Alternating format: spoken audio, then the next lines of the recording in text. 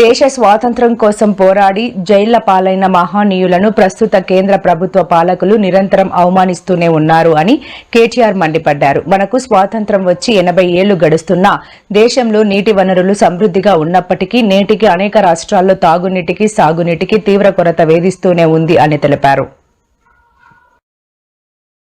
బాధ ఎక్కడ అనిపిస్తుందంటే స్వాతంత్ర్యం కోసం ప్రాణాలు అర్పించిన మహానుభావులను ఇవాళ ఉన్న పాలకులు అవమానిస్తూ ఉన్నారు.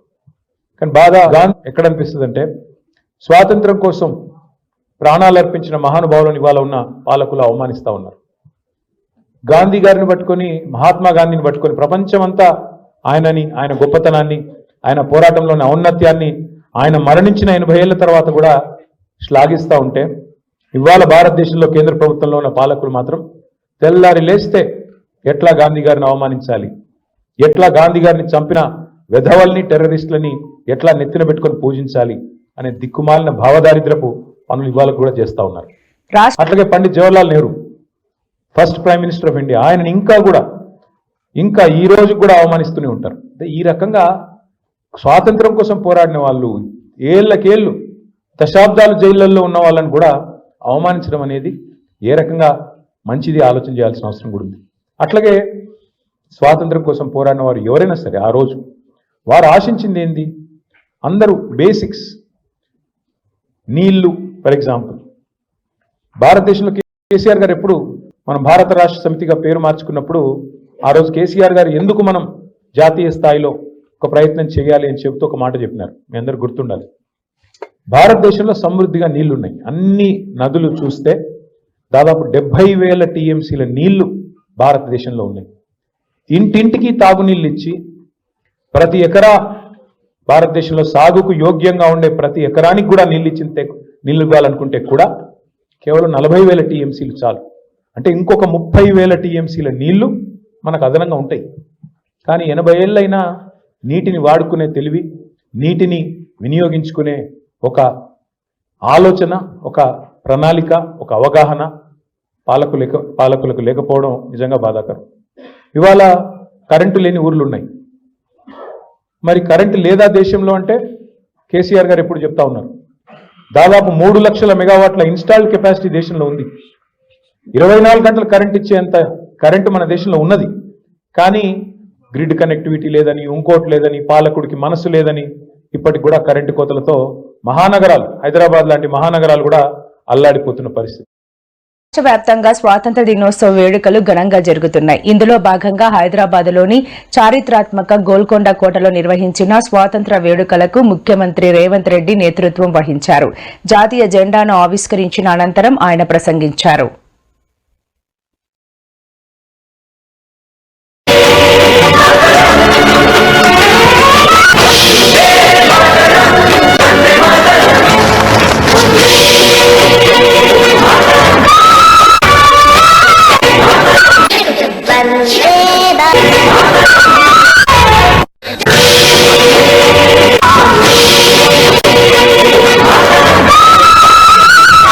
మిత్రులారా, కాంగ్రెస్ వస్తే కరెంటు ఉండదు, కాంగ్రెస్ వస్తే కరెంటు కోతలు అన్నారు. 32 నెలలు అయింది. ఈ రోజు రైతాంగాన్ని నేను అడుగుతున్నా, ఏ ఒక్క క్షణమైన కరెంటు పోయిందా? ఈ రోజు రాష్ట్రంలో గ్రామీణ ప్రాంతాల నుంచి తండాలో, గూడాలలో, మారుమూల పల్లెల్లో ఉచిత కరెంటును అందిస్తున్న మాట వాస్తవం కాదా? ఈనాడు రైతులు ఆనందంగా వ్యవసాయం చేసుకుంటున్న మాట వాస్తవం కాదా? ఆయన జగ్గన్న జర నిలబడా, జగ్గారెడ్డి గారు జర నిలబడమని జర గిట్ల ముందలుతురా. ఈయన మీ నాయకుడే కదా, నాకైతే ఫ్రెండు, నీకైతే నాయకుడేనా. నాకు 30 ఏళ్ళ నుంచి దోస్తినా. ఈయన అప్పుడప్పుడు నేను నిలబడను, నేను అది కాదు, నేను ఇది కాదు అని ఏదేదో మాట్లాడుతున్నాడు. ఈయన నిలబడండి. నేను కానీ, మా మహేష్ గౌడ్ కానీ, మా ఉత్తమన్న కానీ నిర్ణయించాం. జగ్గారెడ్డి కూడా నిర్ణయించలేడు. జగ్గారెడ్డి నిలబడాలన్నా వద్దా, నిలబడితే యాడ నిలబడాలనో రాహుల్ గాంధీ డిసైడ్ చేస్తాడు. నేను కార్యకర్తలకు చెప్పదలుచుకున్నా, ఇంకోసారి జగ్గారెడ్డి నేను నిలబడతలేను, అది లేదు ఇది లేదంటే వారం రోజులు రూమ్ లేసి బంద్ పెట్టి అన్నం పెట్టకూరి. నిలబడితే నిలబడేది ఆయన చేతిలో లేదు. అది రాహుల్ గారు నిర్ణయిస్తాడు. ఆయన రాముడైతే ఈయన హనుమంతుడు, మీకు తెలుసు కదా. రాముడు ఆజ్ఞ హనుమంతుడు, గీత కూడా దాటాడు, చిన్న లైన్ కూడా దాటాడు. కాబట్టి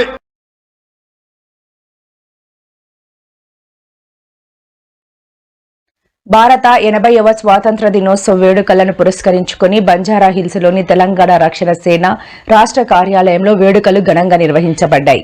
ఈ సందర్భంగా పార్టీ అధ్యక్షురాలు శ్రీమతి కవిత జాతీయ పతాకాన్ని ఆవిష్కరించి సాయుధ బలగాల త్యాగాలను, దేశ స్వాతంత్ర పోరాట యోధుల సేవలను స్మరించుకున్నారు.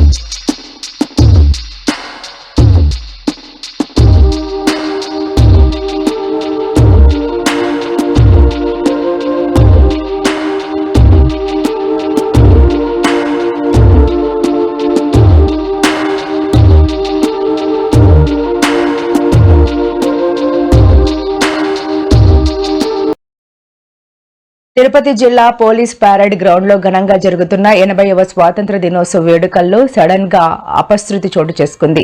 కార్యక్రమంలో ముఖ్య అతిథిగా పాల్గొన్న రాష్ట్ర మంత్రి ఆనం రామనారాయణ రెడ్డి తీవ్ర అస్వస్థతకు గురయ్యారు.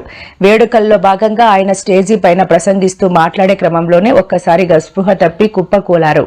ఆయన ఆరోగ్య పరిస్థితి పూర్తిగా నిలకడగా ఉందని స్పష్టం చేయడంతో అందరూ ఊపిరి పీల్చుకున్నారు.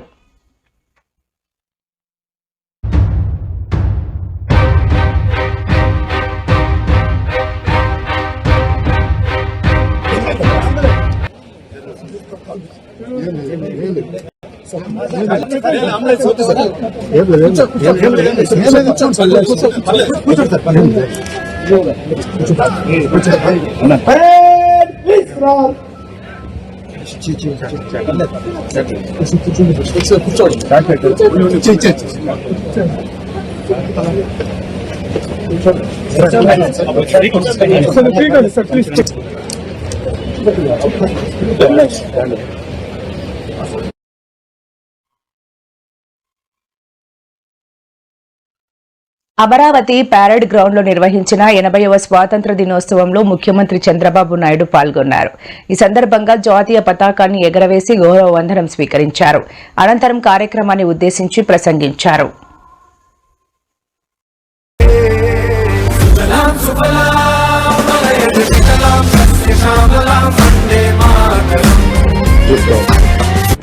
మనందరికీ మన అభిప్రాయాలు స్వేచ్ఛగా వ్యక్తం చేసే హక్కు ఉంది. అది మన ప్రజాస్వామ్యానికి చాలా గొప్ప బలం. కానీ ఆ స్వేచ్ఛని ఇతరులను దూషించడానికి, తప్పుడు సమాచారం వ్యాప్తి చేయడానికి ఉపయోగించకూడదు. Before sharing, verify data. Before criticizing, know the facts. Before abusing, remember your responsibility. బలమైన ప్రజాస్వామ్యానికి మనకు కావాల్సింది బ్లైండ్ ఫాలోవర్స్ కాదు, ఇన్ఫార్మ్డ్ సిటిజన్స్ చాలా అవసరం. మీ చేతుల్లో మొబైల్ ఉంది, టెక్నాలజీ ఉంది, ఇన్ఫర్మేషన్ ఉంది, ఓటు ఉంది, టాలెంట్ ఉంది. కానీ అన్నిటికంటే ముఖ్యంగా మీ చేతిలో మీ భవిష్యత్తు ఉంది, దేశ భవిష్యత్తు ఉంది. ప్రతి తరం తన కాలానికి ఒక బాధ్యతను మోస్తుంది. స్వాతంత్ర ఉద్యమంలో ఒక భగత్ సింగ్, చంద్రశేఖర్ ఆజాద్, నేతాజీ వంటి యువకుల స్ఫూర్తితోటి ఆ రోజున దేశం కోసం త్యాగాలు చేశారు. స్వాతంత్రం వచ్చిన తర్వాత తరాలు దేశ నిర్మాణానికి పునాదులు వేశాయి. ఇప్పుడు ఆ జాతీయ నిర్మాణపు జ్యోతిని ముందుకు తీసుకువెళ్లాల్సిన అవసరం మన యువతది. మీరు ఈ దేశపు యువతది. మీ ఆలోచన స్వేచ్ఛగా ఉండాలి, అన్యాయంపై అసహనం ఉండాలి, మార్పు తీసుకురావాలని తపన ఉండాలి. ప్రభుత్వాన్ని ప్రశ్నించండి, విధానాలను విమర్శించండి, నిరసన తెలియజేయండి. కానీ మీ కోపాన్ని విధ్వంసంగా కాకుండా నిర్మాణాత్మక శక్తిగా మార్చండి.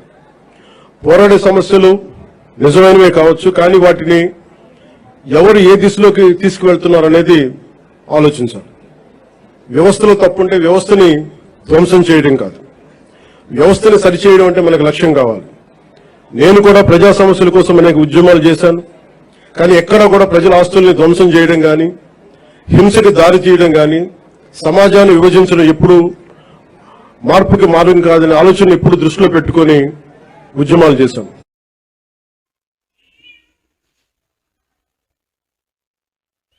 సైబరాబాద్ పోలీస్ కమిషనరేట్ పరిధిలో ఒక అమానుష ఘటన వెలుగులోకి వచ్చింది. దేవుడు సన్నిధి అని నమ్మి వచ్చిన ఒక మైనర్ బాలికపై ఆలయ అర్చకుడే లైంగిక దాడికి ఒడిగట్టాడు. బాలిక లోపల ఉన్న సమయంలో గుడికి బయట నుంచి తాళం వేసి ఆమెపై లైంగిక దాడికి తెగబడ్డాడు. అర్చకుడి ప్రవర్తనపై అనుమానం వచ్చిన గ్రామస్తులు లోపలికి వెళ్లి చూడగా బాలికతో అసభ్యంగా ప్రవర్తిస్తున్న సాయన్నను వికృత చేష్టలతో పట్టుకున్నారు.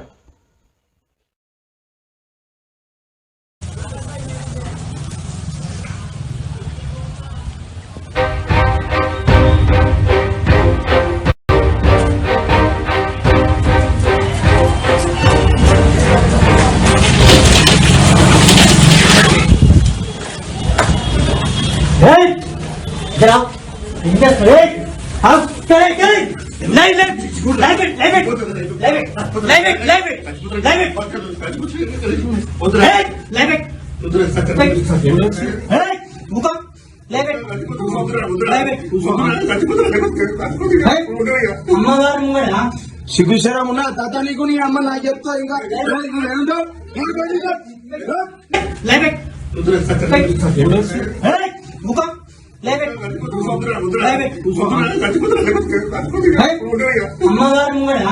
సిగ్గుశరం ఉన్నా తాత నీకు నీ అమ్మ నాకు చెప్తా ఇంకా